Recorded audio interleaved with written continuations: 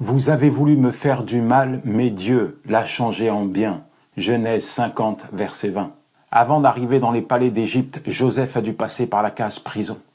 Seul, abandonné de tous, il est resté fidèlement attaché à Dieu. Le rêve qui était sur son cœur l'avait scellé à tout jamais à son berger. Et chaque jour, il devait avoir les yeux fixés sur lui. En réalité, sa communion avec Dieu le maintenait debout, le maintenait en vie. Et il est resté fidèle à Dieu, convaincu que l'homme n'était pas l'appui de sa destinée, mais Dieu et Dieu seul. C'est donc sur les genoux qu'il a appris ses leçons divines. Oui, Dieu l'a formé, l'a travaillé, l'a façonné afin de le préparer pour devenir l'un des hommes les plus puissants d'Égypte.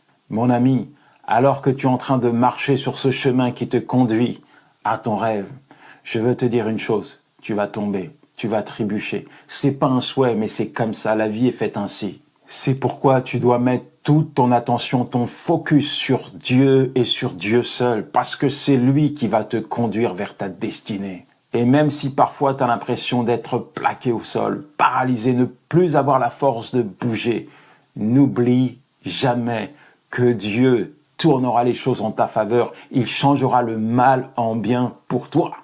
Ah là là, si j'avais regardé à tous les obstacles qui se sont dressés sur ma route, à toutes les portes qui se sont fermées, à toutes les critiques, à toutes les flèches qu'on m'a envoyées, je pense que je ne serais pas là aujourd'hui. Trop dur, non, je n'y arriverai jamais. Mais tu sais quoi, mon ami?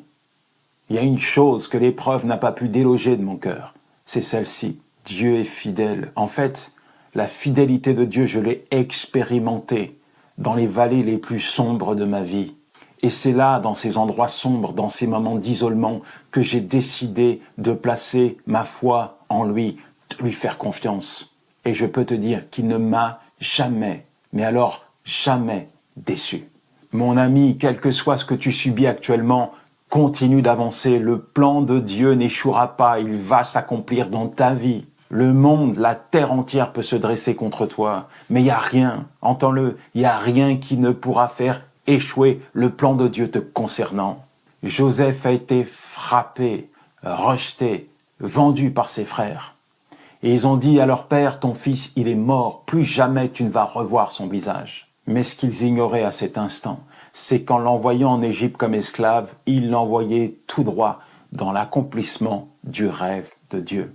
Alors mon ami, même si tu as l'impression d'être seul à la poursuite de ton rêve et de passer au pressoir de l'épreuve, sache que Dieu est avec toi. Il t'aime et il déplacerait les montagnes pour te faire entrer dans ta destinée. Prends courage, fortifie-toi, médite sa parole, parce qu'avec lui à tes côtés, tu vas y arriver. Et garde au plus profond de ton cœur cette vérité. Toute chose concourt au bien de ceux qui aiment Dieu. Romains 8, verset 28.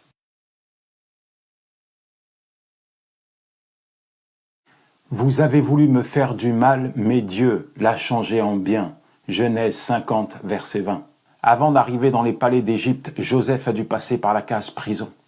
Seul, abandonné de tous, il est resté fidèlement attaché à Dieu. Le rêve qui était sur son cœur l'avait scellé à tout jamais à son berger. Et chaque jour, il devait avoir les yeux fixés sur lui.